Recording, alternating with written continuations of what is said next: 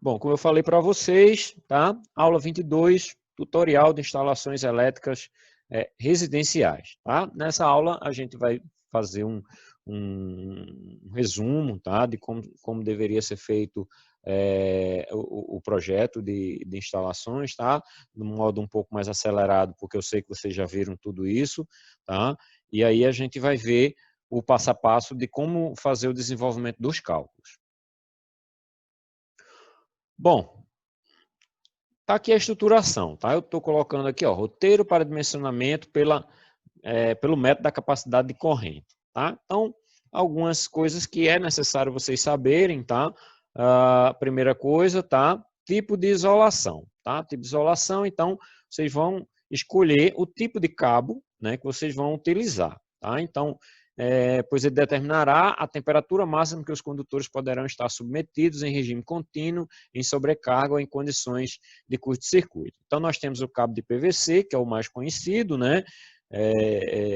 Que a gente é o mais barato, normalmente é o mais barato, tá? E que a gente vê mais nas instalações residenciais, tá? Então, aqui nós temos o cabo EPR e nós temos o cabo XLPR. Então, nós temos aqui esses três tipos de cabo, tá? Os mais utilizados, digamos assim, em instalações residenciais, e eu fiz questão de colocar eles aqui, tá? Para que vocês visualizem o tipo de cabo que a gente está falando, ok? Bom, eu coloquei aqui uma tabela resumo, tá? Falando aqui de algumas propriedades e alguns pontos fracos e fortes de cada um dos cabos, tá? Então, por exemplo, aqui vamos falar aqui do de PVC, que é o mais colocado, tá? Ponto fraco, baixo índice de estabilidade térmica, ponto forte, boas propriedades mecânicas e elétricas, não propagante de chama, tá? Tipo de isolação, temperatura máxima 70, temperatura limite de sobrecarga 100 graus, temperatura limite de curto-circuito 160 graus, tá? Pessoal, geralmente eu gosto de citar alguns exemplos, tá? Recentemente eu fiz desenvolvi um projeto residencial de instalação e fiscalizei também a questão do desenvolvimento do projeto, tá? Eu acho que tem determinadas instalações que você tem que não somente fazer, como acompanhar o trabalho, tá? Já que normalmente a gente não conhece o eletricista, tá? Então, não deixe na mão do eletricista, porque o eletricista, muitas vezes, é uma pessoa que não tem instrução, não tem leitura, tá? Ele aprende porque alguém ensinou, e isso é um problema, porque muitas vezes a tradição que ele tem de eletricista faz com que ele cometa erros, tá? E é para isso que a gente está estudando, para que a gente tenha o discernimento de certo e errado e para que a gente esteja corrigindo, né, determinados vícios para que tudo transcorra tudo direitinho, né, com as normas, de acordo com as instruções normativas, né? Na aula passada eu já adiantei para vocês que essas instruções normativas elas estão sendo revisadas, né? Então, a previsão é que para o ano que vem, né, se não houver nenhum atraso por conta da pandemia, né, eles vão anunciar a, a nova os novos conjuntos de normas, né, que norteiam aí as instalações elétricas. Bom, a segunda coisa que a gente precisa saber é a maneira de instalar, né? Então, é a maneira como os condutores serão instalados, influenciará a capacidade de troca térmica entre os condutores e o ambiente, e, em consequência, na capacidade de condução da corrente elétrica. Então, a gente precisa, né, e aqui é apenas um trecho, tá? Eu coloquei aqui um trecho do tipo de instalação, tá? Para que vocês consigam visualizar, né? Então, nós temos o tipo B1, tá? Que são esses tipos aqui, né? Então, esse aqui é um dos tipos que a gente vê sempre, né? Condutores isolados ou cabos unipolares em eletroduto de seção circular embutida em alvenaria, né? ou do tipo B1 ou B1, B2, né? Então, condutores isolados em eletroduto de seção circular em espaço de construção. Então, normalmente a gente tem esses dois tipos aqui, né?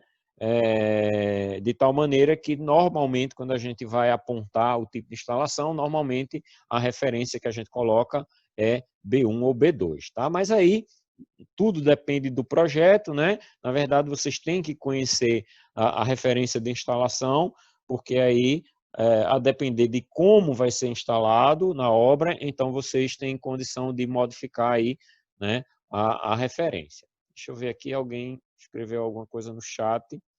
Toda vez eu tenho dificuldade de visualizar o chat, tá? Então, se vocês puderem me dizer aí o que foi que alguém falou, eu agradeço, tá? Então, abre o microfone e fala, tá? Fica melhor. Não abriu aqui. Não abriu aqui para mim o chat de jeito nenhum. Deixa eu ver se eu tento aqui mais uma vez.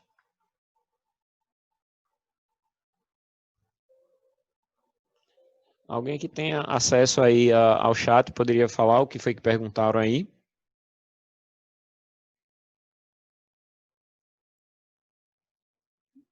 Não? Ok, tá bom. Então vamos continuar, tá? Bom, o terceiro passo, tá? É a corrente nominal ou corrente de projeto, tá? Eu denominei aqui como sendo IP, tá? Então é a corrente do circuito, levando-se em consideração as características nominais do mesmo, será calculada por uma dessas equações a seguir. Então, a depender, né, da carga instalada, tá? Do tipo de instalação que você vai fazer, então você vai utilizar uma dessas fórmulas aqui, tá? Então, se você for fazer um projeto monofásico, tá? Você utiliza essa fórmula, circuitos bifásicos, essa fórmula, circuitos trifásicos, essa fórmula, e circuitos trifásicos equilibrados, essa fórmula. Então, normalmente, tá? Em Pernambuco, a gente utiliza essa fórmula aqui para circuitos monofásicos, tá? Ou essa daqui, circuito trifásico equilibrado, já que a gente é uma previsão normativa, a gente tem que fazer o balanceamento das fases, tá? Então, normalmente a gente utiliza essa daqui. Então, essa daqui ou essa daqui, né? Na aula passada eu tinha adiantado para vocês, né, que qualquer residência, né, cuja conta, né, dê mais de R$ 100, então provavelmente, tá? Provavelmente se tivesse optado por uma instalação trifásica, seria mais vantajoso, tá? Eu falei isso, tá? Porque normalmente as pessoas optam por fazer uma instalação monofásica, tá? E acaba utilizando potências bastante elevadas na instalação, tá? Porque sempre surge um ar-condicionado, surge um chuveiro elétrico, tá? Que acaba aumentando a carga de instalação e os cabos acabam aquecendo bastante, e esse aquecer acaba sendo a referência aí, né, de perda de efetivamente de trabalho, né, da energia sendo transformada em trabalho efetivamente e passando a ser consumida única e exclusivamente esquentando o cabo, né, o que gera aí um desperdício, né, de consumo, tá?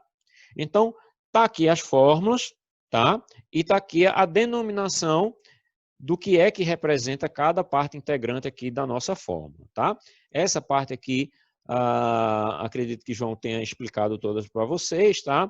Tem aqui outras explicações, tá? Outras explicações.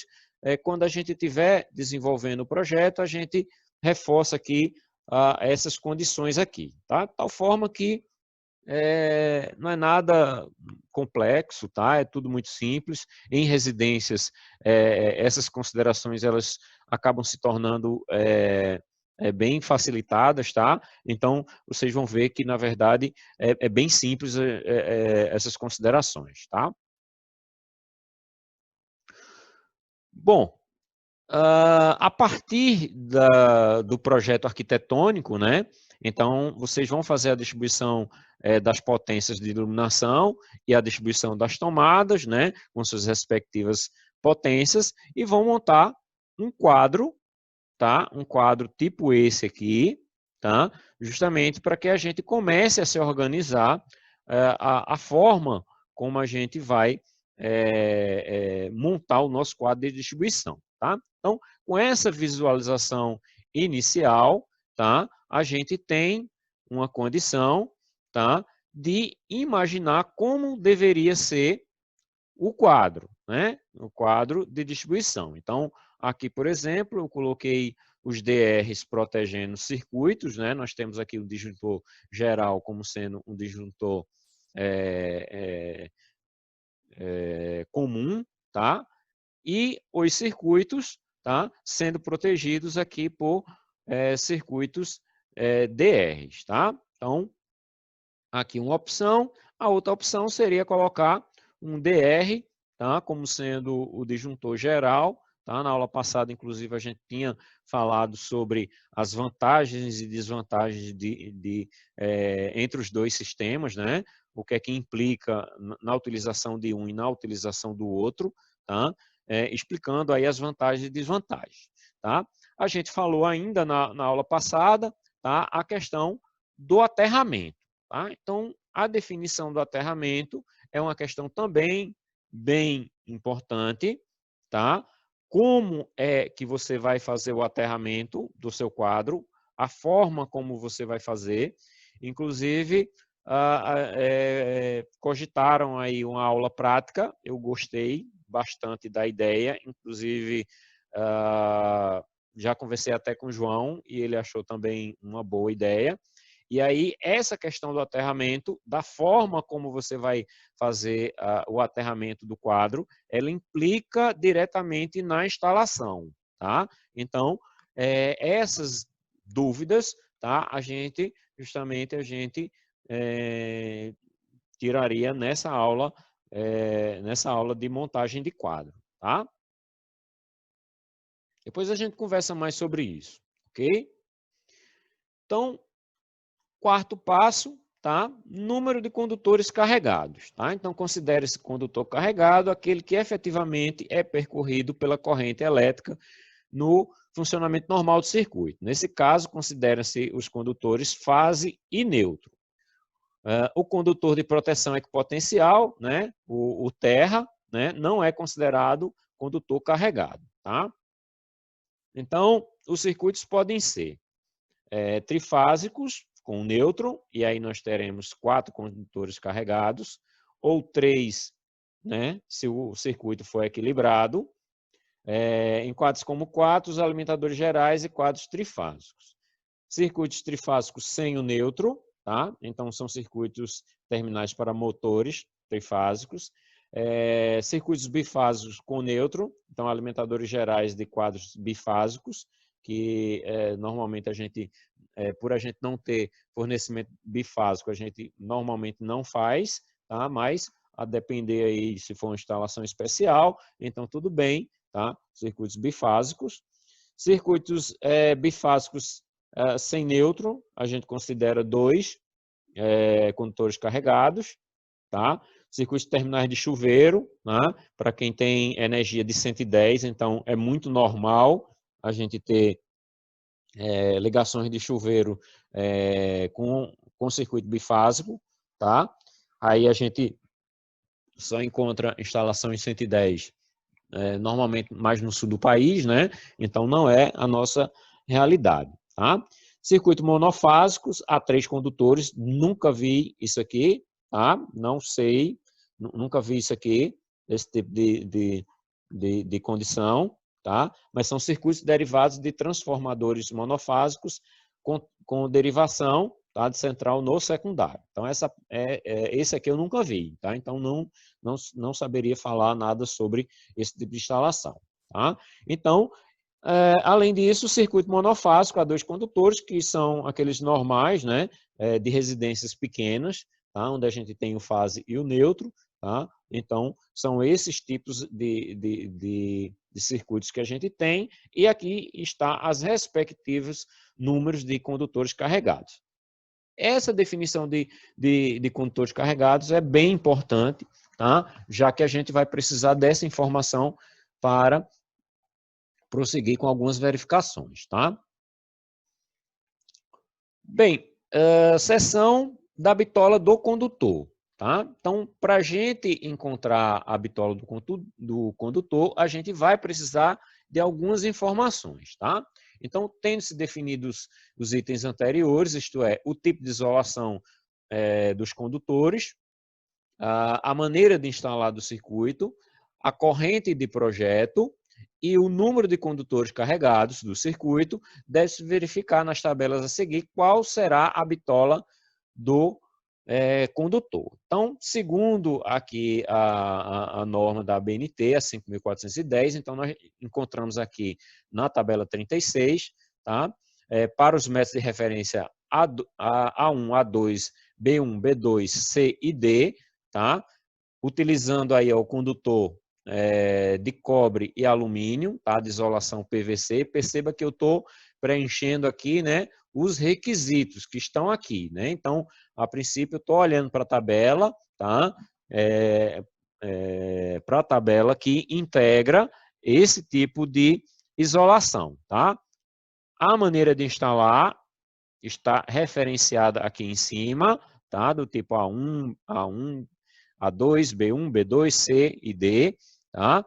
E o número de condutores carregados que a gente acabou de ver, tá? Sempre referenciando aqui, né, o tipo, a quantidade de condutores carregados, então 2 e 3, 2 e 3, 2 e 3, normalmente 2 e 3 condutores carregados, né? E aí, a depender aqui do tipo, a referência de instalação e do número de condutores carregados, a gente vai procurar justamente a corrente calculada de projeto. Então, uma vez encontrado aqui, por exemplo, digamos que você instalou do tipo A1 com 3 condutores carregados. Então, você vai procurando aqui, tá?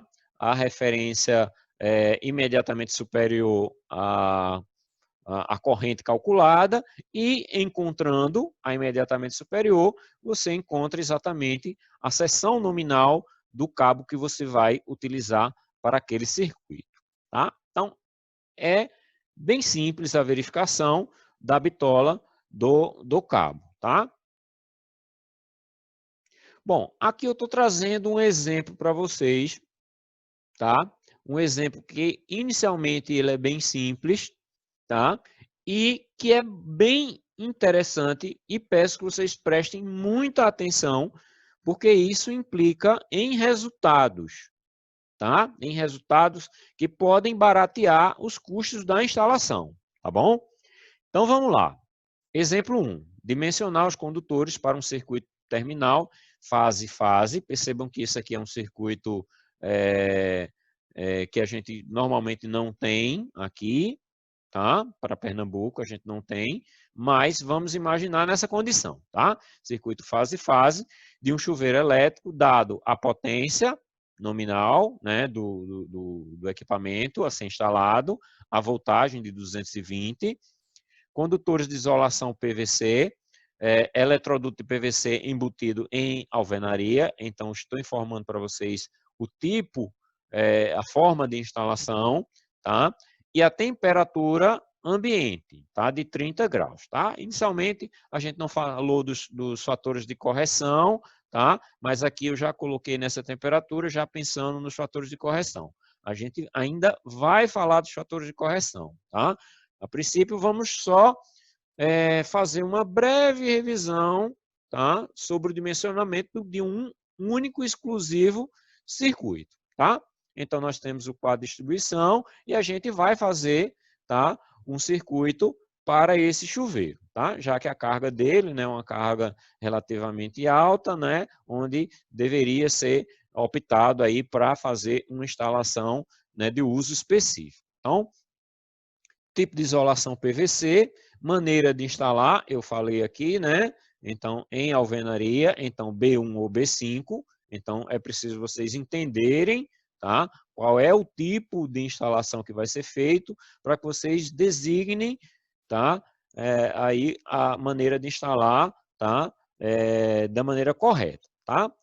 Corrente de projeto, aí vocês vão ver lá, né? Então, fase, tá? Então, de acordo lá com aquelas fórmulas que foram disponibilizadas, então vocês vão encontrar a fórmula correta para esse tipo de circuito, tá? Então, como o circuito é puramente resistivo, né? Nós temos aí o rendimento igual a 1 e o cosseno de φ igual a 1, tá? São considerações que foram colocadas lá, tá? Na definição de corrente de projeto, tá? Então, a nossa corrente de projeto vai ser a potência do equipamento, que é 4.500, dividido por 220 vezes 1 vezes 1, tá? Que é igual a 20,45 amperes, tá? Então, a gente vai aumentando o número de informações que a gente tem, tá? O que é que a gente precisa saber mais? Número de condutores carregados. Então, é um circuito bifásico, né? Ou seja, ele tem 2 condutores carregados. Então, entramos com esses dados na coluna B, tá? Com 2 condutores carregados, então teremos o valor de 24 amperes, tá? Que corresponde ao condutor de cobre de bitola 2,5. Deixa eu ver se eu coloquei aqui, ó, a tabelinha, tá? Método de referência indicado na tabela 33. Então, você vem aqui, tá? Localiza aqui a maneira de instalar, tá? B1, né? B1, localiza aí o número de condutores carregados e vai procurando aqui, ó. Quando chegar no imediatamente superior a 20,45, então você imediatamente encontra aí a seção nominal do cabo que é necessário para essa instalação. Então, eu gostaria que vocês de chamar a atenção de vocês, né? Porque aqui nós temos, vamos fazer a leitura do projeto, tá? Então, aqui nós temos o quadro de distribuição, aqui é um conduíte, vamos colocar dessa forma, tá? Então, aqui é um conduíte, onde nesse conduíte você só tem única e exclusivamente, tá? Um circuito, tá? Então, você só tem um circuito, tá? Para esse equipamento especial. Então, estou chamando a atenção de vocês para essa condição, porque nessa condição nós não teríamos aí fatores de correção, tá? Mas, tá? A gente ainda vai trabalhar os fatores de correção, tá?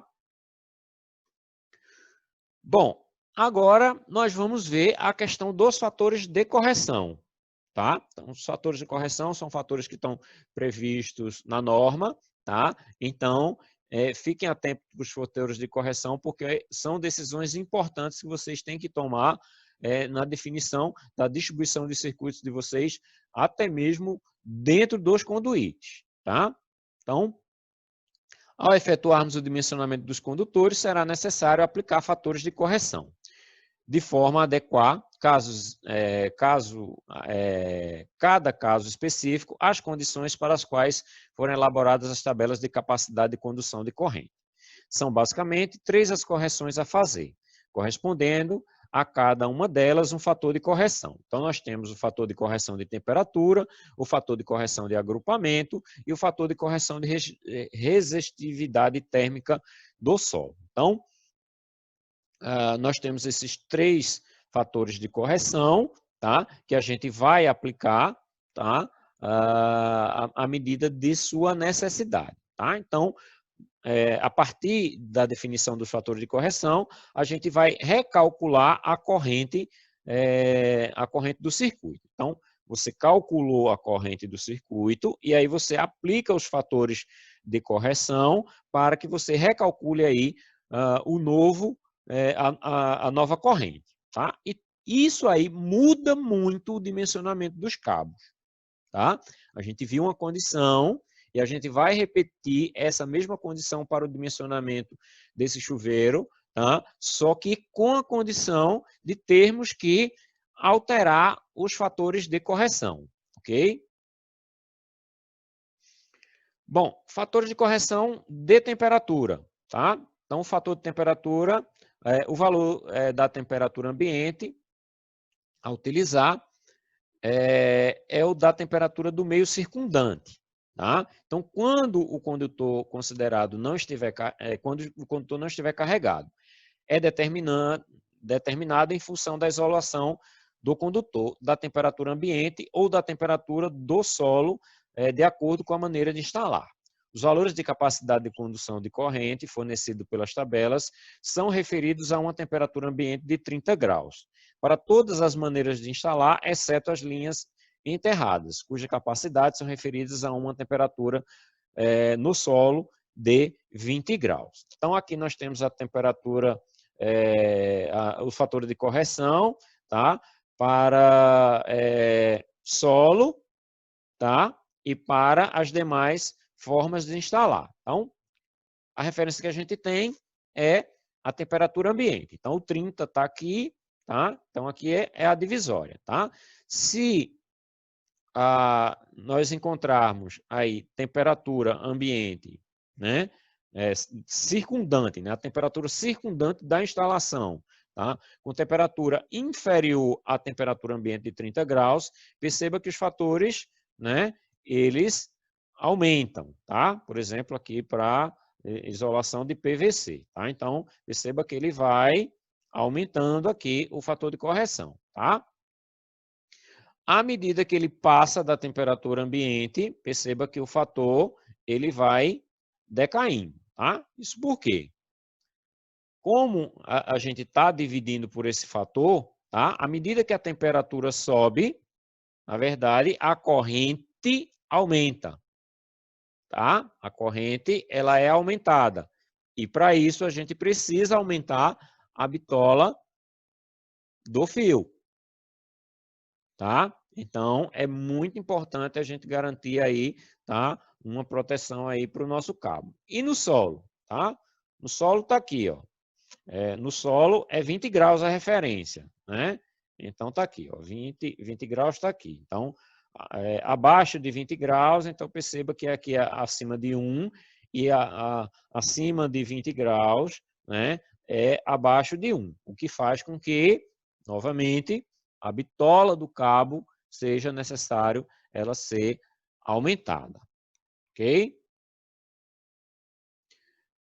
Fator de correção de agrupamento, tá? Então, de acordo com a forma de instalação, a capacidade de condução de corrente que reduz de acordo com a quantidade de condutores carregados. É determinada em função do trecho mais crítico do circuito, conforme tabela. Então, percebam que isso é importantíssimo, essa questão do agrupamento, tá? Em outras palavras, o que é que você vai fazer? Você tem lá circuito 1, 2, 3, 4, 5, né? A quantidade de circuitos que você distribuiu lá no seu quadro. Você vai, literalmente, pegar, por exemplo, circuito por circuito. Você vai acompanhar, tá? O circuito 1 até o seu destino final, saindo do quadro de distribuição, e vai ver, tá? O caminho que ele vai percorrer e vai anotar a quantidade de circuitos, tá? Que vai passar no mesmo conduíte, tá? A quantidade máxima, tá? Não adianta nada ele passar por um conduíte ele sozinho e de repente ele passar dentro de um conduíte com 2 ou 3 outros conduítes. Isso faz com que seja necessário, né, o fator de correção do agrupamento, ok? Então tá aqui, ó, tá? Os fatores de correção. Perceba que aqui, ó, se você tem, por exemplo, um circuito, tá? Um circuito exclusivo, tá? Não tem aqui, né?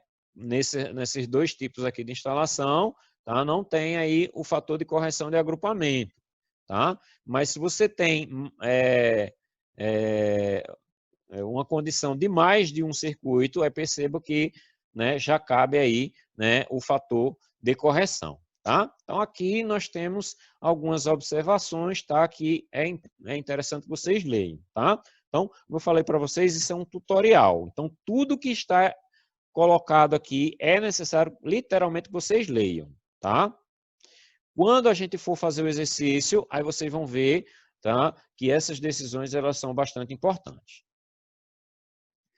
Bom, correção de resistividade do solo, tá? Aí é aquele negócio. Se você tiver, tá? Normalmente é utilizado para maneira de instalar D. Então, se seu modo de instalar for D, ou seja, né, com o tipo de instalação no solo, tá? Aí você tem que analisar o fator de resistividade do solo. Então, a referência que a gente tem, tá? É a resistividade de 2,5, tá? Nessa unidade de medida. Para isso é necessário que vocês saibam a resistividade do solo. Aí tem que fazer um teste do solo para saber a resistividade do solo, tá?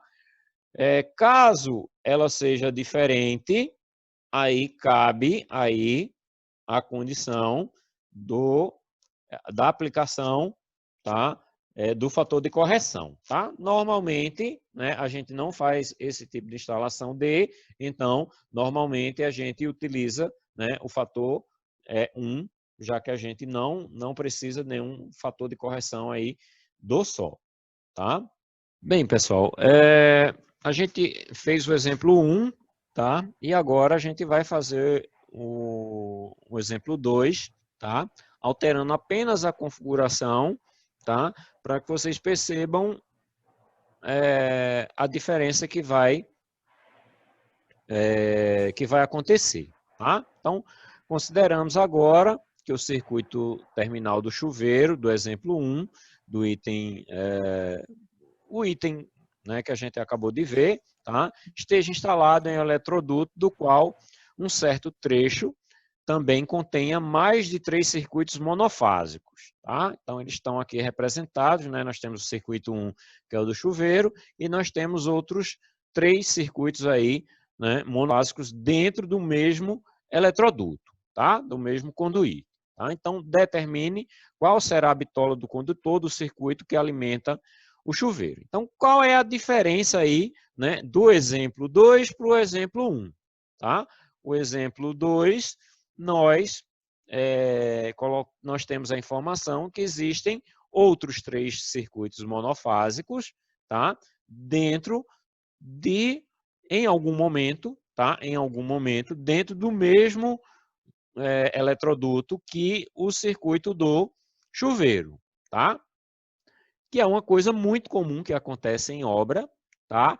E nós vamos analisar o impacto dessa condição, tá? Justamente no dimensionamento, tá? Então, a gente já tinha visto, né, tipo de isolação PVC, maneira de instalar B5 ou B1, corrente de projeto a gente já tinha calculado 20,45, fator de correção de temperatura ela foi mantida porque a temperatura não foi alterada aqui, nesse caso, e aí nós temos fator de correção de agrupamento. Então perceba que agora nós teremos que aplicar, tá, o fator de correção de agrupamento justamente porque, né, nós temos a condição de que o circuito não está sozinho dentro do mesmo eletroduto. Então, se ele não está sozinho dentro do mesmo eletroduto, então é necessário que a gente adicione aí o fator de correção de agrupamento. Então, nesse caso, teremos 4 circuitos com 2 condutores carregados, né, cada um. Então, nós temos aqui, né, o circuito bifásico com dois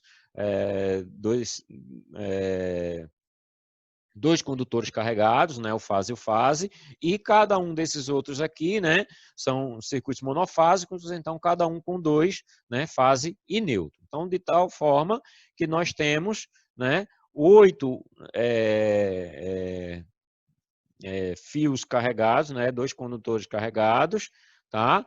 Então, em 4 circuitos, né, na verdade, em 2 cabos, então nós temos aí um total de 4 circuitos dentro do mesmo conduíte, tá? Então, para 4 circuitos contidos em um mesmo eletroduto, tá? Então a gente vai olhar para aquela tabelinha que eu mostrei para vocês, a gente localiza aqui o 4, tá? A gente localiza aqui o 4.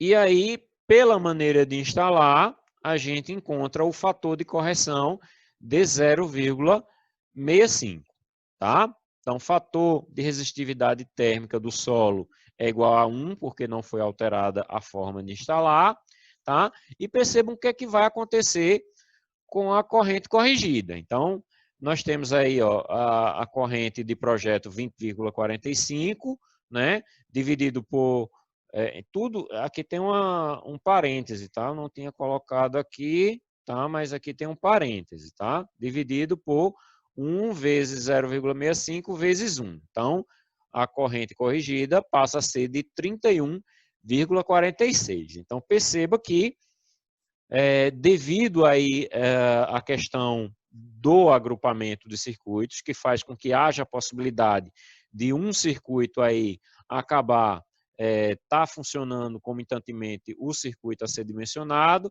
e aí um circuito aquecendo e o outro também aquecendo, ou os quatro simultaneamente funcionando ao mesmo tempo. Então, altera aí a capacidade do cabo de passar corrente, tá? O número de condutores carregados do circuito, né, do circuito calculado, são 2, né? Então, fase, então são 2. E aí a gente tem condição agora, né, pela maneira de instalar e pela tabela escolhida, né, devido ao tipo de devido às condicionantes aí do projeto, tá? Então, nós temos a maneira de instalar B1, o número de condutores carregados que a gente falou agora, que são 2, né? Fase, e aí a gente tem a nova corrente corrigida, né? Como sendo 31,46. Então, a gente procura aqui, né? Aqui é imediatamente superior a 31,46, tá? Então, aqui vai até 32, então a gente acha aqui a seção nominal de 4 milímetros quadrados. Então, perceba que uma decisão simples, né, fez com que a gente passasse de uma bitola de 2,5 para uma bitola de 4 milímetros. Tá? Então, a gente tem, quando a gente vai fazer a instalação, é muito importante a questão do orçamento. Tá? Uma coisa é você trabalhar com fio de 2,5, outra coisa é você trabalhar com fiação de 4 milímetros. Tá? Os preços eles são bastante diferentes. Tá? Como eu falei para vocês, tá? Eu nunca tinha trabalhado com um determinado eletricista, tá? E recentemente eu fiz um projeto e acompanhei a instalação. Tá? O que foi que aconteceu? Quando eu terminei o projeto, tá? Eu já entreguei a lista do material para o cliente. O que foi que o cliente fez? Quando ele contratou o eletricista pegou e disse, ó, compre tantos cabos da cor tal, de uma bitola referenciada, sem fazer cálculo nenhum, tá? E aí, o que foi que aconteceu? Ele pediu bitolas de cabo muito superiores àquelas que eu tinha dimensionado no projeto. E o que foi que aconteceu? Quando ele foi instalar, que ele chegou lá, eu falei para ele, e estava lá o cliente também, eu disse, olha, não precisaria dessa bitola de cabo. Aí o instalador falou para mim, mas não é melhor, né, uma bitola maior, né? Aí eu disse, bom, depende do ponto de vista. É melhor para quê? Né? Se a bitola ela é maior do que deveria, tá? De repente ela vai esquentar menos, né? Ela vai desperdiçar menos, né? Mas aí a bitola sendo maior, os custos aumentam muito, tá? E aí o que aconteceu? E aí eu percebi por que ele queria a bitola maior. Porque ele tem uma falha técnica de execução. Na cabeça dele, nós tínhamos lá, né, vários ar-condicionados a serem instalados. Ele queria colocar 3 ar-condicionados no mesmo circuito, né, com esse cabo de 4 milímetros. Era 4 milímetros ou era 6 milímetros, eu não lembro qual era o cabo que ele queria que tinha lá disponível. Mas ele queria colocar os 3 ar-condicionados no mesmo circuito, o que não pode. Tá? Então, ar-condicionado é uma instalação especial, né, e requer um circuito exclusivo para aquele ar-condicionado. Tá? E aí o que foi que aconteceu? O cabo ficou superdimensionado. Tá? E a instalação acabou ficando muito cara. Tá? Mas assim, percebam que às vezes você economiza no eletroduto e acaba gastando no cabo. Eletroduto é bem barato, tá? E cabo não. Cabo é bem caro. Então, por exemplo, se você tem um equipamento que tem uma potência elevada, veja a possibilidade de você colocar um eletroduto exclusivo para ele, tá? Mesmo que seja um de 20, tá? Um de 20 milímetros. Porque em obra, normalmente, a gente utiliza, tá? Eletrodutos de 20 ou 25. Tá? Normalmente, a gente utiliza essas 2 bitolas. Tá? Então, vejam a possibilidade de colocar, né? Calculem. Tá? Calculem.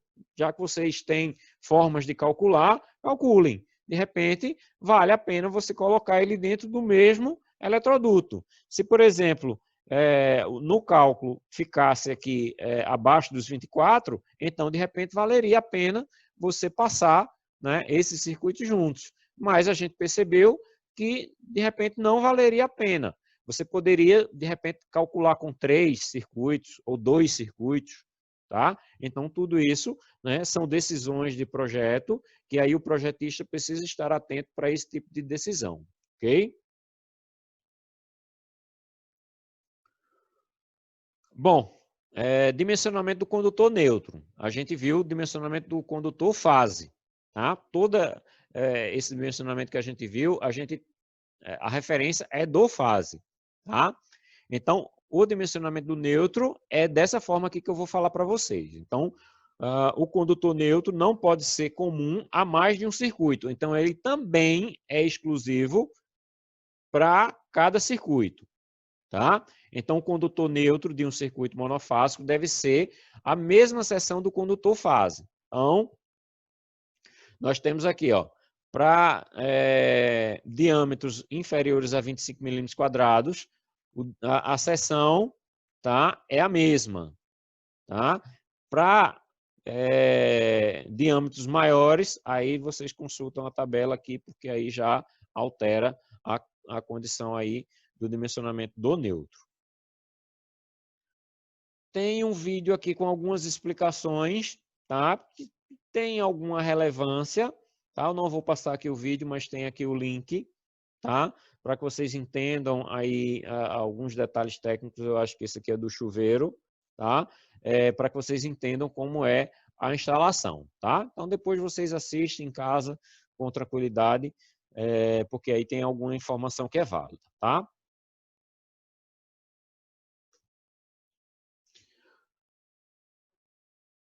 Bom, deixa eu ver aqui o que foi colocado aqui.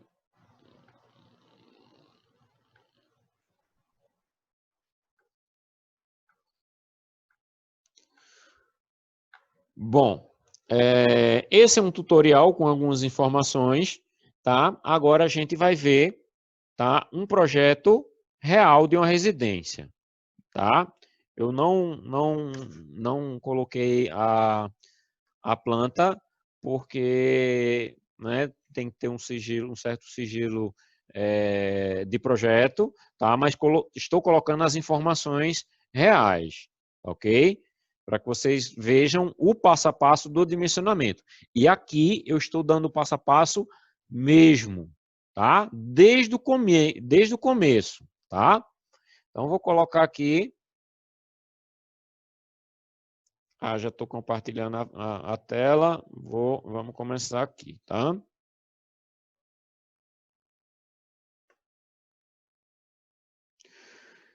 Então, vamos lá. Aqui nós temos o sistema elétrico de uma residência, tá? Então, primeiro passo, vocês vão fazer toda aquela distribuição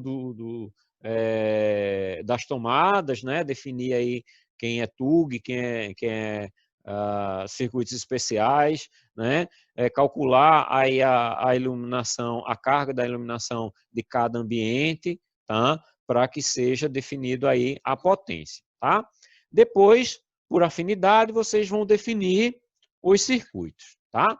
Em uma dessas aulas que eu coloquei para vocês, tem informações valiosíssimas de como você escolhe os itens que vão compor cada circuito, tá? Então, tá lá explicado direitinho como é que você vai dividir os circuitos para uma boa dinâmica da divisão de circuitos de uma residência, tá? Além de outras informações que são bastante importantes, tá? Então, uma informação que eu acabei de lembrar aqui é, por exemplo, se você tem uma instalação que é interna e uma instalação que é externa da casa, optem por colocar em circuitos à parte, tá? Por exemplo, iluminação. Se tem uma iluminação externa, aí vocês colocam um circuito exclusivo para iluminação externa. Não misturem com a iluminação interna. Da mesma forma, tomada, tá? Isso porque você vai gastar um pouco mais com fiação mas aí você economiza, né? E obtém vantagens com a funcionalidade da casa, tá? Porque, por exemplo, se um circuito externo que está sujeito às intempéries, ele pode disparar e aí o restante da casa ele continua funcionando, né? Normalmente, tá? Então é uma decisão bem importante, tá? Então, nas aulas anteriores, pesquisem lá, tá? Que essa questão da definição dos circuitos do quadro, tá? Elas são bem importantes, tá? Para que saia um projeto, né, bem dimensionado e funcional, tá? Então, essa é a primeira fase do projeto, né? Isso aqui vocês já viram tudinho, né? Então, a definição aqui das potências das luminárias, definir quem são as TUGs, quem são as tomadas especiais, né?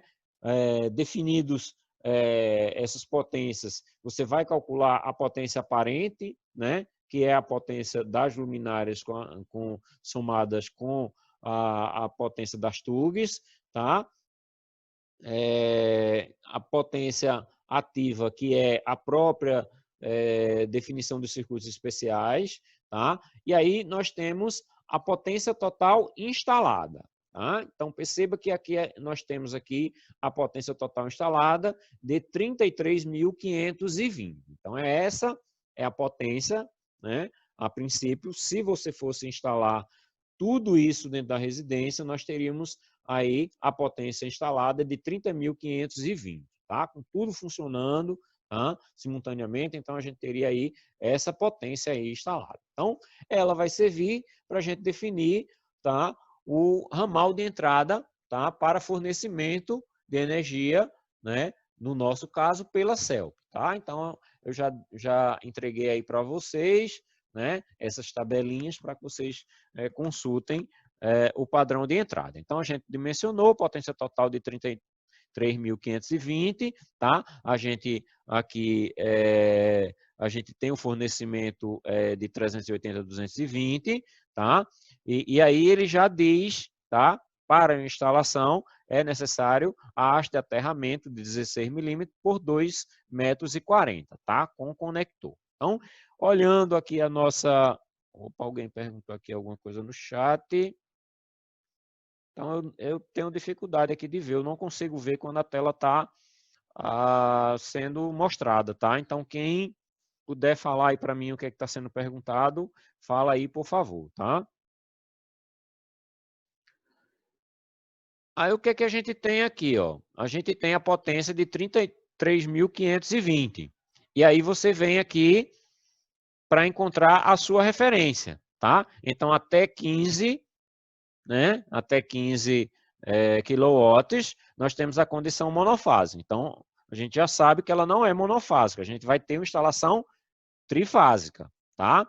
Então, instalação trifásica, a gente vai olhar aqui, tá? A referência da potência. Então, 33 mil, então ele encontra-se aqui nessa faixa, Tá?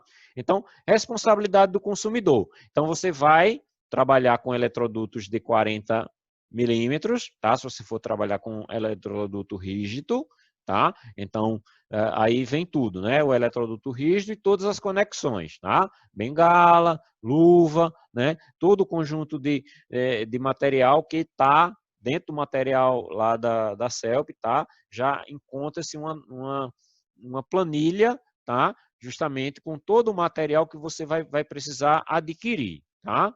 Então, aí você vai precisar do eletroduto de 40, né? Se você for trabalhar com PVC. O condutor para alimentar a rede do relógio até o quadro de distribuição, 16 milímetros, tá? Então, você vai fazer essa interligação do relógio até o quadro de distribuição com cabos de 16 milímetros. Disjuntor no quadro, tá? De 70 amperes. E para o aterramento, tá? Você vai precisar de condutor de cobre, seja isolado ou nu, de 16 milímetros, eletroduto D20. Caixa de medição, que vai adquirir também no comércio, é sempre bom comprar a caixa atualizada, tá? E a CELP, às vezes, ela renova o padrão, tá? E às vezes ela implica com o quadro. Chega lá, vai instalar tal quadro antigo, tá? E aí ela simplesmente diz: Sabe também do eletroduto também, né? oi, como é? O eletroduto também, caso tenha duas, três caixas conjugadas, né? Tem que ter o eletroduto tipo de 50, 40. Isso. Aqui a gente está tratando de uma unidade residencial, exclusivamente. É Então, isso aí, aí. Isso. isso. É necessário que a gente analise individualmente a carga instalada, né, de cada unidade que você está avaliando, tá? Então, para esse caso aqui, a gente vai ter a condição do eletroduto D40, tá? Então, toda a instalação sua vai ser feita com eletroduto D40, tá? Não adianta, botou de 25, a CELP vai lá, e a depender do instalador, ele nem tenta. Tá? Ele nem tenta, porque ele sabe que a alimentação trifásica é a partir de 40. Ele, de repente, pode até instalar, né? Você colocou, para você colocar um de 50, mas de repente você botou de 40, né? Vai passar o condutor de 50 milímetros, mas aí, de repente, ele pode, né? Por caridade, né? Não vai quebrar teu galho, mas perceba que você tem que manter esse padrão aqui de instalação, tá? De acordo com a forma que a CELP, no caso, trabalha, para que não sofra nenhum tipo de penalização.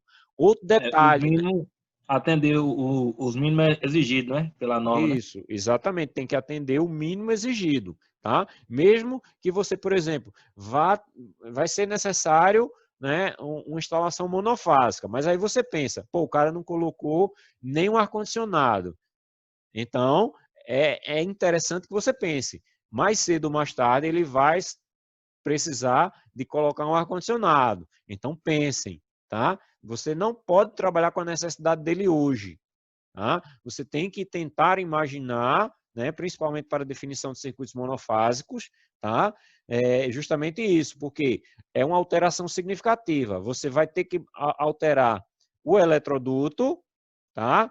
A caixa de medição, que vai estar lá fixa, porque o cabo é simples, tá? O cabo, você simplesmente vai retirar o cabo antigo instalado e vai instalar um cabo novo, tá? Aqui é relativamente simples, mas aqui passar de uma instalação monofásica para uma trifásica já é uma alteração substancial, porque você vai ter que alterar todo o eletroduto que normalmente é embutido, né? Então você vai ter que quebrar tudo, e o quadro, que você vai retirar o quadro e vai instalar, né, a questão do quadro trifásico, que é um quadro maior. Tá?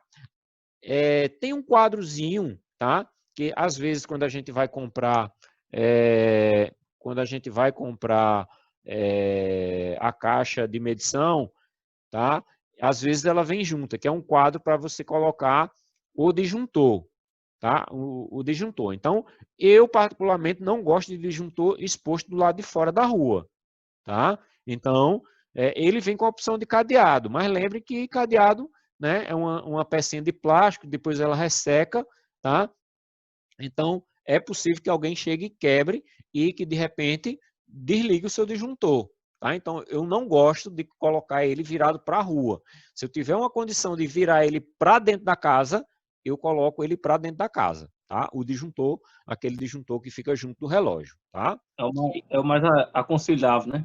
Isso, é o mais aconselhável você não colocar ele disponível para o lado externo. Tá? Que é esse disjuntor ao qual ele está se referindo aqui. Ó. Né? No caso aqui, para essa instalação, o disjuntor de 70 amperes. Então, você vai deixar, tá, o disjuntor de 70 amperes lá, ele vai chegar, a instalação dele só termina quando ele liga o relógio, faz a ligação do terra, né? E aí ele faz a ligação do relógio para o disjuntor. Ele terminou essa ligação da fase no disjuntor, acaba a instalação dele, do pessoal da CELP, tá? Eu ia falar do aterramento, né? É o seguinte, eu já falei na aula passada, mas aí é o seguinte, tá? A instalação, quando sai da concessionária, ela já tem um grau de proteção, tá? Normalmente, quando tem um transformador, ele também faz uma proteção daquele transformador, ele faz um aterramento, tá? Quando você sai da rede e vai para a sua residência, para o seu relógio, o neutro, ele precisa de um acréscimo, de um aterramento. E é justamente esse aterramento que é feito junto ao relógio. Então, é uma garantia adicional ao neutro. Tá? Então, ele aterra o neutro. Tá? Esse é outro aterramento. Existe um outro aterramento que é necessário também, que é o aterramento do quadro geral. Tá? Nesse aqui é só uma barra de aterramento. E desse aterramento aqui, ó, de 16 por 2.400 milímetros. Perceba que às vezes, né, quando você chega com um eletricista, ele diz, não, aí compra uma barrinha de 1 metro. Tá? E ela não tem 16 milímetros. Normalmente ela tem 8 milímetros. Tá? Ou seja, você está, né, diminuindo e muito a capacidade de aterramento daquele da instalação. Tá? Ou seja, pode haver aí uma diferença, tá, de proteção do neutro. Tá? Então, esse aterramento aqui é do neutro. O aterramento que você vai fazer no seu quadro de distribuição é o aterramento do terra. Tá? Você, a depender da forma como você vai instalar, e aí é onde está a questão da aula, que aí vocês gostaram da ideia, tá? Seria a aula de instalação do quadro. Tá? E aí existem formas de você trabalhar o aterramento. Tá? Uma das formas, que é uma forma que o professor que eu falei para vocês que explica muito bem a questão do aterramento, uma das formas é fazer o aterramento adicional do neutro com o terra no quadro de distribuição geral. Tá? Então, é uma forma de trabalhar o aterramento do quadro. Outra forma que é a convencional, que é exclusivamente trabalhar os terras.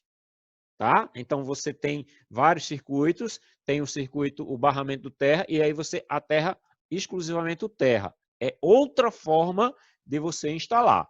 Então, existem duas formas. Ou você chega no seu quadro geral e aterra o neutro e o terra, ou você aterra exclusivamente o terra. Tá? Mas aí é preciso de informações adicionais, tá? Que aí a gente só consegue, né, através de uma aula prática ou eu dando o link para vocês assistirem o vídeo, tá? Vamos lá. Essa questão do aterramento fica separado, né? Tem o aterramento só do contador, né? E o da casa, que Isso. do contador é menor, a haste é menor, e o outro haste é maior, não é isso? Na verdade, não. Na verdade, não. Assim, do tamanho da haste. O que a norma fala é disso aqui, ó. 2.400 milímetros. Certo. Tá? Hastes de 2.400. É o que a norma fala. Tá? É lógico que várias pessoas vão dizer, né? E às vezes a gente tem pedra e não consegue. Não consegue, vai fazer o quê, né? Se você não consegue, aí você tem que procurar outras formas de aterrar. Muitas vezes você vai aterrar numa região de aterro. Então perceba que aterro é uma condição ruim. Tá? Uma coisa é você aterrar em solo natural, outra coisa é você aterrar no aterro. E perceba que até a faixa ali de 1 metro, né, normalmente a gente tem muito aterro.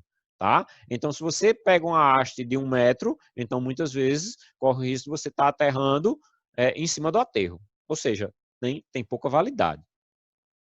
Tá? Então, vamos fazer uma coisa. É o aterramento do relógio, é uma coisa. Outra coisa é o aterramento do quadro. Aqui é uma barra e do quadro é no mínimo 3. Tá? Que aí pode ser em linha, pode ser em anel, mas com no mínimo 3 hastes. Tá? É o que a norma Ok. recomenda. Tá? Bom, definido o tipo de instalação, né, trifásica ou monofásica, é uma decisão importante, aqui a CELP só nos disponibiliza essas duas formas. Aí a gente começa o dimensionamento, né, dos nossos circuitos, tá? Então, o que é que a gente vai ter? Ó? Cálculo do ramal de entrada, fornecimento de energia, tensão secundária, aí, né, tá explicando isso aí. Então, primeiro passo, ó, cálculo das potências ativas de iluminação e TUG, né?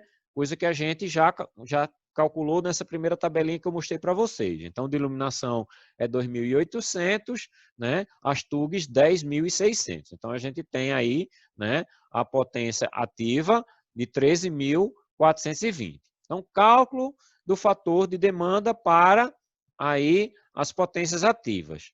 Então, o que é que a gente vai fazer? A gente vai consultar essa tabelinha aqui, tá? Perceba que a gente tem aqui, ó, 13.420. Então, essa tabela aqui acima de 10.000.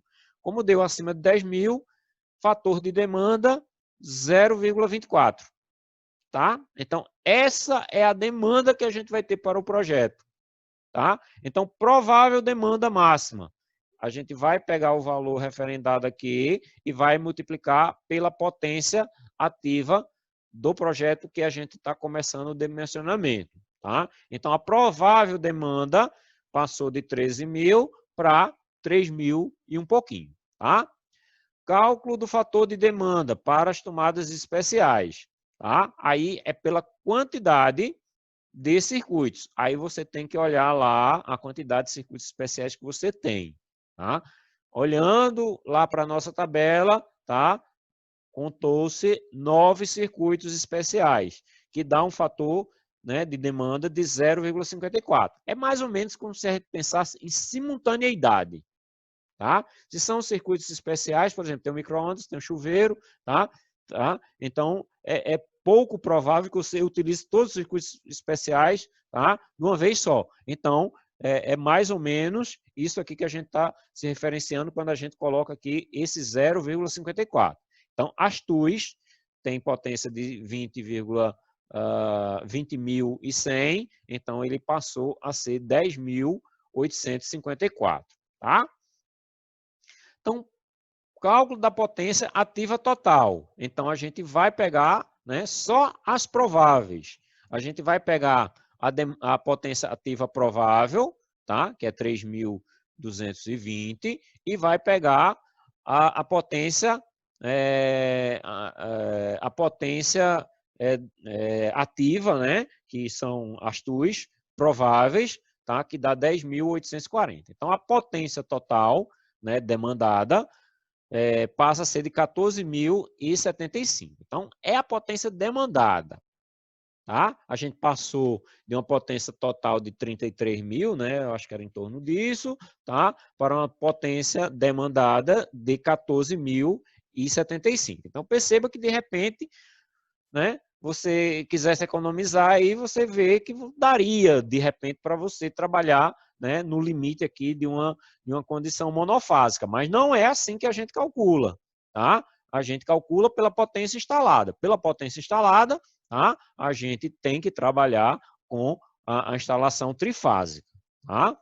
Então, fator de demanda para distribuição, tá? Esse fator aqui é fixo para a residência, tá? Então, potência total corrigida, vocês sempre vão fazer isso, vão dividir por 0,95, tá? E vão encontrar aí, tá? A potência total de 14.816, tá? Então, essa potência, ela vai ser utilizada também, tá?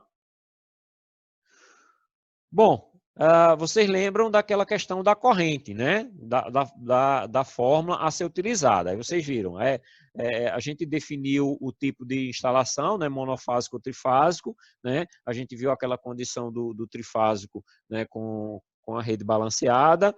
Então, o que é que a gente vai utilizar? A gente vai utilizar essa fórmula aqui que está estabelecida lá no formulário, tá? E aí percebam, né, que a gente tem aquela condição, fornecimento 220, né, 380/220. Então, o raiz de 3 que vai multiplicar aqui por 220 dá exatamente a condição do 380, tá? Na verdade, se você fosse multiplicar aqui, daria mais do que 380, daria 381, tá? Eu coloquei aqui o 380, não vão chiar muito com isso aqui, porque não vai interferir muito isso aqui. Então, a nossa corrente corrigida de projeto, tá, vai ser de 39 amperes. Então, a partir dessa definição, a gente tem condição de definir o disjuntor, né, do nosso quadro geral. Perceba que a gente colocou um disjuntor lá na frente, né, de 70 amperes, tá, junto ao nosso relógio, e agora a gente vai já calculou aqui a corrente de projeto, né, e a gente vai colocar, né, o nosso disjuntor geral para o nosso quadro, tá, justamente com a potência menor, tá? Para dar uma proteção, digamos assim, né, maior para eventuais condições de curto-circuito aí do nosso quadro, tá? Então tá aqui, ó, o quadrozinho inicial que a gente trabalhou, né, com todos os circuitos definidos, definidos aqui as TUGs, iluminação e circuitos especiais, tá? A condição aqui já da distribuição, com a definição aqui do disjuntor da corrente para a definição do disjuntor geral, tá? Calculado. E aí a gente começa com os cálculos da fiação e dos disjuntores, tá? Bom, agora vamos começar com o dimensionamento da fiação e dos disjuntores, tá? Então, a princípio a gente já fez toda a parte inicial, né? Fazendo aí o cálculo da demanda, né? Da potência demandada e tudo mais, né? Com a condição aí de dimensionar a corrente, tá, de cada circuito. Então, para a gente encontrar a corrente calculada de cada circuito, né, a gente pega a potência e divide pela tensão. Então, aí a gente tem a definição da corrente, né, de cada circuito, né? A gente viu que precisa fazer aí, além disso, né, as correções devidas, tá? Mas a princípio vamos calcular aí a questão aí das coisas necessárias para a gente calcular aí o diâmetro da fiação, tá? Então, dimensionar a fiação de circuito é determinar a seção padronizada dos fios de forma a garantir que a corrente calculada possa circular por um tempo ilimitado sem que ocorra superaquecimento. Dimensionar o disjuntor de proteção é determinar o valor da corrente nominal de tal forma a garantir que os fios da instalação não sofram danos por aquecimento excessivo provocado por sobrecorrente ou curto-circuito. Cálculo da fiação e dos disjuntores, utilizar o método de dimensionamento pela capacidade da corrente, depois dimensionar pelo método da queda de tensão e comparar com a seção mínima exigida. Inicialmente, corrigir a corrente calculada para cada circuito, ou seja, a partir do modo de instalação, material utilizado, temperatura ambiente da instalação, do grupamento do circuito e da resistividade do solo, calcula-se a corrente corrigida para cada circuito que fornecerá as bitolas de fio necessárias a transportar a corrente de forma segura. Então, basicamente, é isso que a gente vai fazer, tá? Agora no restante da aula. Bom, primeiro passo, tá? Identificar a forma de instalar a fiação, determinar o material a ser utilizado e a temperatura do meio circundante para a instalação. Então, perceba que aqui nós temos todos os passos que vocês devem seguir até chegar na definição geral aí do quadro, tá? Segundo passo, consultar a planta com a representação gráfica da fiação e seguir o trajeto que cada circuito percorre para identificar o maior número de circuitos que agrupa com ele, preencher a tabela. Então, você pega o circuito 1, percorre todo o trajeto, né, que ele vai percorrer até chegar no seu destino final e vai contar a quantidade, a maior quantidade de circuitos agrupados dentro do mesmo eletroduto, tá? E aí você faz, né, com todos os outros circuitos, tá? Então, isso é um passo importante, tá? Eu vou até colocar aqui a caneta, tá? Porque é o seguinte, tá? Quando vocês fazem essa representação aqui do eletroduto, né? Tá meio feioso aí, né? Mas entendam que isso aqui é um eletroduto. Aí vocês começam a botar os tracinhos, né? Para explicar, né? Que na verdade é um circuito, né? Aí vocês colocam aqui o terra, né? Então perceba que essa é a representação do circuito. Aí você vai contar, né? Quantos circuitos estão contidos dentro do mesmo eletroduto. Então perceba que essa explicação aqui, esse entendimento aqui, indica, por exemplo, vou colocar aqui um 2, e vou colocar, não vou repetir aqui não, tá? Dá muito trabalho. Eu sem mouse, aí fica ruim de desenhar isso aqui. Aí digamos que tem essa representação aqui, tá? Isso quer dizer que no conduíte, em um conduíte, nós temos o circuito 2 e 3 passando, e no outro conduíte, no outro eletroduto, nós temos aí, né, o circuito 4 passando. Percebam que, de repente, ele pode ir aqui de uma caixinha, né, de uma determinada caixinha, para outra caixinha. Então, isso indica exatamente isso que eu falei, tá? Então, muito cuidado com a representação. Se você fizer essa mesma representação aí, assim, tá? Digamos que você colocou aqui, colocou esses 3 circuitos aqui, tá? Nesse eletroduto, indica que os 3 circuitos estão dentro do mesmo eletroduto. Então, perceba que altera tudo que está sendo descrito aqui, né? Na questão do agrupamento dentro do mesmo eletroduto. Tá? Então, vamos fazer a representação correta para ter aí um entendimento adequado sobre como será feito a instalação. Tá? Bom, calcular os fatores de correção. Tá? Fator de correção da temperatura. Então, no projeto, tá? Vocês vão identificar qual é a temperatura, né, que circunda, tá? Que vai ser a temperatura que você vai considerar para fazer o fator de correção. Então, você tem a isolação e aí você tem a questão, né, do tipo de isolação que você vai ter. E aí você vai plotar aí a temperatura circundante da instalação. Então, você localiza aqui, nesse caso aí era 35, então, a depender do tipo de isolação, você vai encontrar aqui o fator de correção. Então, imaginamos que a gente está fazendo instalação com isolação PVC, então, o fator de correção é 0,94.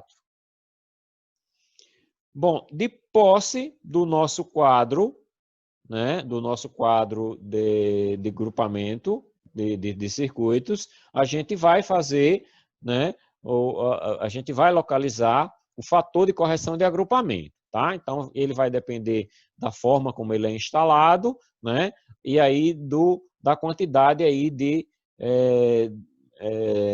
do número de circuitos, né, dentro do mesmo eletroduto, tá? Fator de resistividade do solo. Então, só vai incidir, tá, se tiver na maneira de instalar do tipo D. Então, se houver, aí é necessário que você saiba aí o referencial da resistividade do solo, ao qual vai ser feita a instalação, para que você localize aí o fator de correção que vai ser necessário, tá? Então, a nossa referência é 2,5, tá? Então, 2,5 é 1, tá? Acima disso ele decresce, né? E abaixo disso ele aumenta.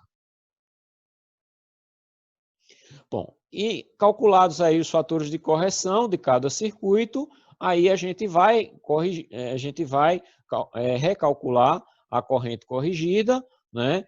Para cada circuito, tá?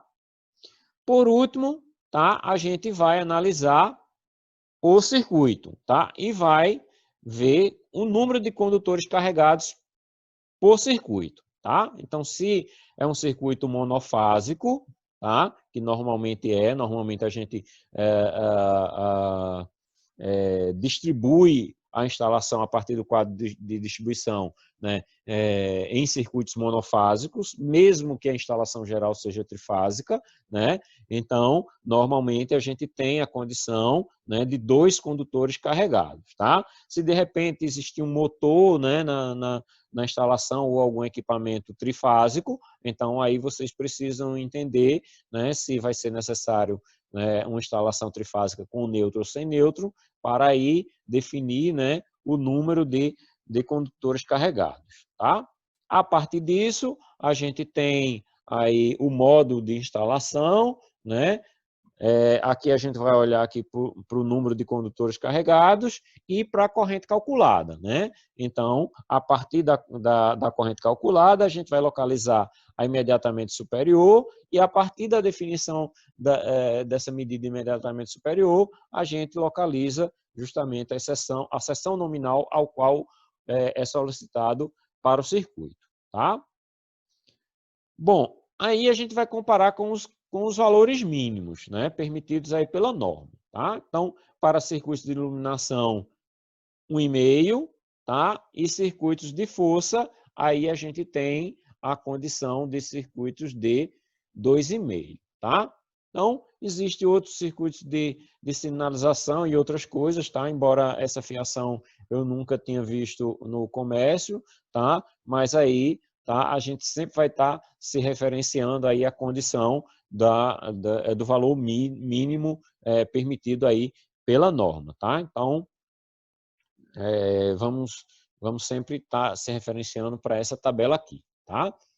Aí, dimensionado a fase, né? O que é que a gente vai fazer? Vai dimensionar o neutro. Então, se o diâmetro da fase for menor do que 25 milímetros quadrados, né? O neutro assume o mesmo valor. Acima desse valor, a gente tem que olhar aí a referência da tabela.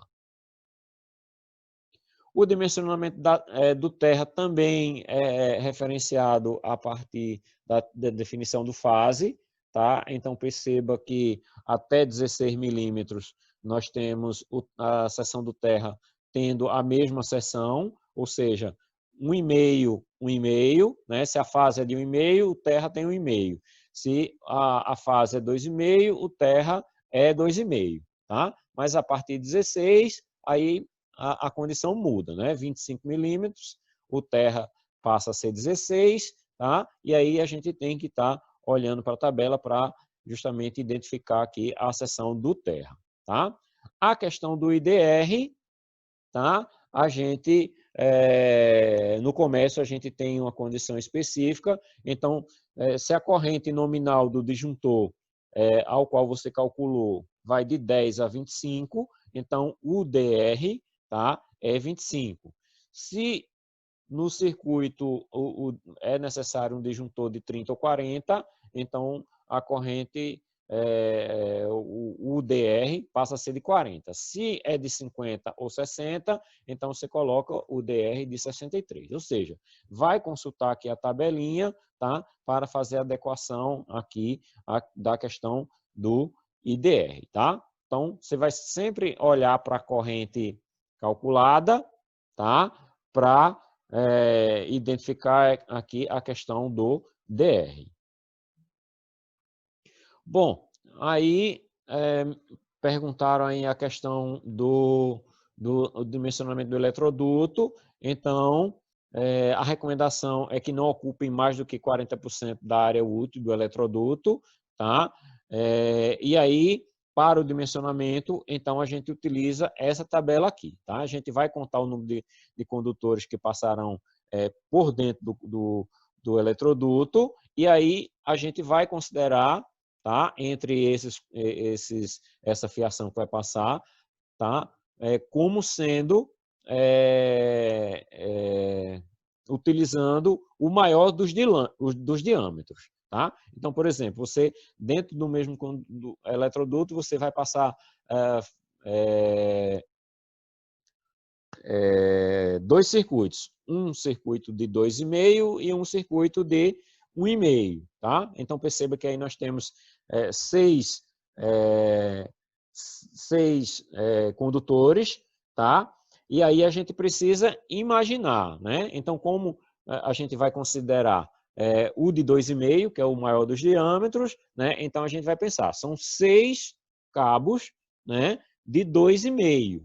Então, a gente vai localizar aqui, ó, 6 cabos de 2,5. Aí perceba que a gente vai utilizar aqui, né, a condição de um eletroduto mínimo de 20 milímetros. Tá? Agora, é necessário que vocês tenham a noção de que uma coisa é vocês passarem todos esses cabos dentro do eletroduto de uma vez só. E aí é mais fácil. Outra coisa é você ter 6 cabos dentro do eletroduto, por exemplo. Aí vocês têm aqui, ó, 6 cabos, né, dentro do eletroduto de 20. Perceba que dá para passar até 8. Aí você tem 6, aí quer passar mais 2. Aí de repente não passa mais, tá? Não passa mais porque às vezes os cabos se enroscam dentro do eletroduto e é um sufoco, tá? Você conseguir essa proeza. Então, às vezes vale a pena você retirar tudo e passar todos esses cabos de uma vez só, tá? Então você retira e passa os cabos de uma vez só, ele entra muito mais fácil, tá? Também tem a condição, se você deixa o eletroduto solto, tá fazendo curva, ou ele solto dentro do forro, tá? Então, às vezes, o passa-fio também tem uma dificuldade de passar, tá? Então, é complicado essa condição também. Então, manter o cabo com o distanciamento das caixinhas de uma maneira bem apropriada, não muito distante de uma caixinha para outra, e manter ele sempre o mais reto possível. Tá? Então, sempre imaginar, né? 2 caixinhas, então, numa distância que seja passível de você passar o passa-fio e que ela não fique muito grande, essa distância, justamente para não dificultar aí a passagem por dentro do eletroduto. Tá? Bom, finalizando aí, vocês montam um quadro de dimensionamento semelhante a esse aqui. Ó. Perceba que esse aqui eu fiz uma tabelinha do Excel para o dimensionamento, tá? Eu já tinha calculado aqui a corrente, né? Então, sai colocando aqui, ó, método de instalação. Então, a princípio, toda a instalação dessa residência aqui foi do tipo B1, tá? Então, número de circuitos multipolares. Então, eu contei, tá? E aí eu fui bem criterioso, tá? Passei apenas 2 circuitos, tá? Em cada o número de circuitos ou cabos multipolares, tá? Então sempre 2, tá? A temperatura de instalação a mesma, resistividade do condutor a mesma também de PVC, instalação no solo não, tá? Se fosse né, a resistividade térmica do solo seria alterada, né? Aí são os fatores de correção, tá? Então, fator de correção do solo, né? Nenhuma. Fator de correção de temperatura, nenhuma. E aí os fatores de agrupamento, tá? Então, como eu mantive 2 circuitos, tá? Então eu tive aí o fator de correção de 0,8 para cada circuito, tá? Então, eu divido, né, a corrente, eu corrijo a corrente, né? Então eu pego o valor da corrente dividido pela multiplicação aqui dos fatores de correção, né? Então, 3,55 dividido pela multiplicação desses fatores aqui dá 4,43, tá? Então, o disjuntor escolhido aqui é um circuito de iluminação, então o mínimo é 1,5, tá? Neutro, né, assumiu o mesmo valor, 1,5. O terra também é 1,5, tá? O disjuntor de 10 amperes, tá? Mas eu poderia utilizar aqui, por exemplo, o disjuntor de 6 amperes, porque na época que eu fiz esse projeto não tinha o disjuntor de 6 amperes, então por isso eu coloquei o de 10 amperes, tá? Então, vocês vão observar aqui a questão da corrente corrigida para dimensionar o imediatamente superior disjuntor, tá? Então, percebam que aqui, ó, todos eles inferiores a 10, tá? Todos eles inferiores a 10. Então, todos eles aqui eu utilizei disjuntores de 10 amperes. Então, esse aqui são banheiros com disjuntores acima de 30, né? Acima de 30, então por isso que eu coloquei aqui 40 amperes, tá? Disjuntor geral, né? Eu tinha colocado aqui que era 40, então ficou 40 amperes, tá? E por último, tá? Por último, aqui são os disjuntores DR, né? Então, é só consultar aquela tabelinha, né? Que aí você determina aqui o circuito DR, né? Que será utilizado aqui para cada circuito. E por último, aí a gente faz o balanceamento da fase, tá? Então, para que os cabos eles fiquem mais ou menos equilibrados, né? A utilização, ou seja, a mesma carga, para que ele não aqueça, né, diferentemente dos outros, tá? Então, a gente tem que fazer uma observação aqui, né, justamente para que a gente mantenha essas cargas mais ou menos igual, né? A gente precisa ter a sensibilidade também, tá, pessoal? Porque, por exemplo, aqui nós temos 12.000, tá? 12.750. De repente, eu poderia encontrar algum desses valores aqui para passar para a fase A.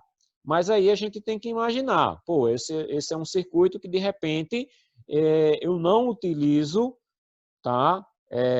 Eu não utilizo ele, por exemplo, comitantemente com esse circuito aqui. Enquanto que esses circuitos aqui que estão na fase A, eu utilizo eles sempre, tá? Então, eu tenho que fazer uma análise do que vai estar funcionando, né, simultaneamente para eu fazer um equilíbrio, né, de fase de uma maneira bastante competente, ok?